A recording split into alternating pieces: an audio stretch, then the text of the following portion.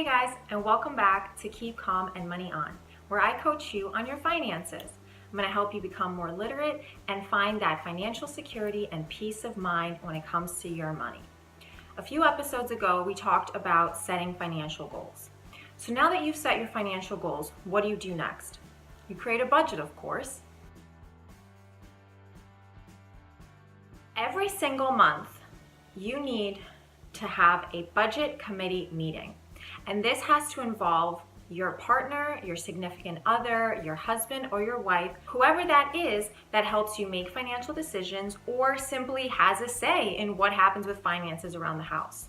Now, it's very important that you guys work together on this. Not only will it bring you together as a couple and as a partnership, but it'll really help you reach your goals much easier and much faster. So the first budget is going to be really hard. I'll tell you that, okay? I myself had a really hard time with my then boyfriend creating our first budget, particularly if you're not yet married or if you are married and you simply decide that you want to keep your finances separate. So the best thing I would say to do is to print out all of your bank statements, including checking account and savings account statements, as well as all of your credit card statements for at least the last 3 months, so you get a really good idea of what your expenses are.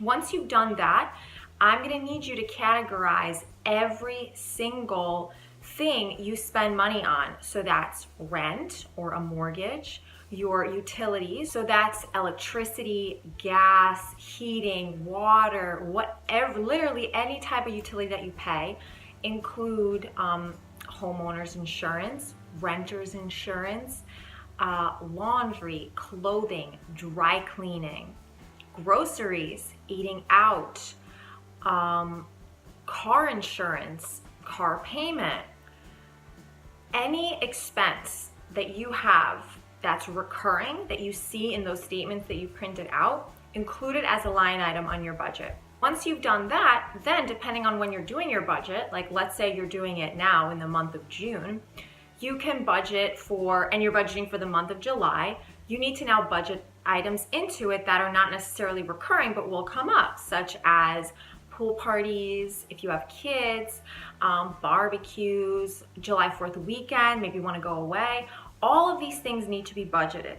And again, like I said before, I'm not telling you to write these things down to feel bad or to restrict yourself or say, and from now on, I'm not going to do this. No, I just want you to be intentional and mindful with your money.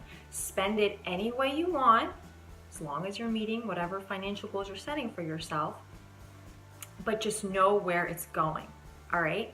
So every month, you're gonna do this budget meeting. You can decide how you do it. My husband and I usually do it at the end of the month, and we forecast the next month. And then what we do is we use an app on our phones. There's so many apps. There's Mint, which actually connects to all your different accounts and credit cards so that once you have an expense, it's automatically updated in your app.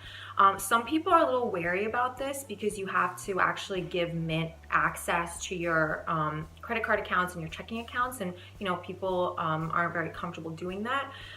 There's a really great app that I personally use. It's called EveryDollar. Dave Ramsey created it. It's free.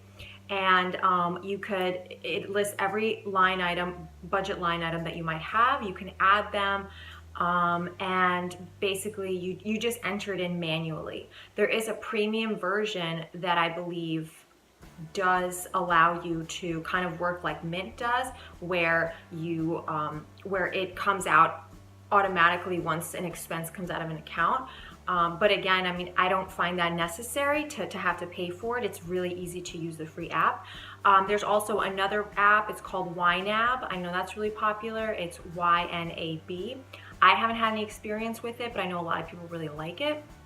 Do whatever you want to do. You could even use an Excel spreadsheet. Just use it. That's really the whole purpose, is really to make sure that you use it. So the first 3 or 4 months might be a bit of a learning curve. You might find that you've budgeted a certain amount for gas and you just totally surpassed that. I mean, you were so off with how much you needed. You might find that you didn't budget enough for groceries, or maybe you budgeted too much for groceries. But you'll really get the hang of it once you start really working with it. One of the most important things that I want you to look for when it comes to your budgeting, and once you do set down this budget, is to check the areas where you find that you spend a lot of money, and see if there's a purpose to having spent that much money.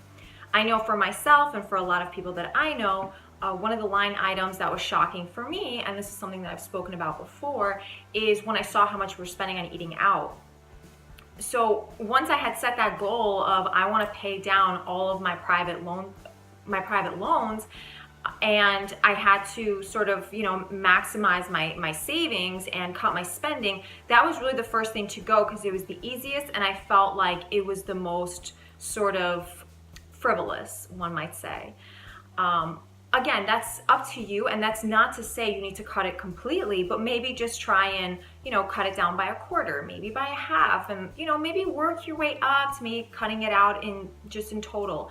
You don't have to quit anything cold turkey, okay? This doesn't have to be a sprint. It's a marathon. It's gonna be a journey. It's gonna take you a while. And you really need to enjoy the journey as you're going along with it. You don't want to speed through life. That's not the purpose of this.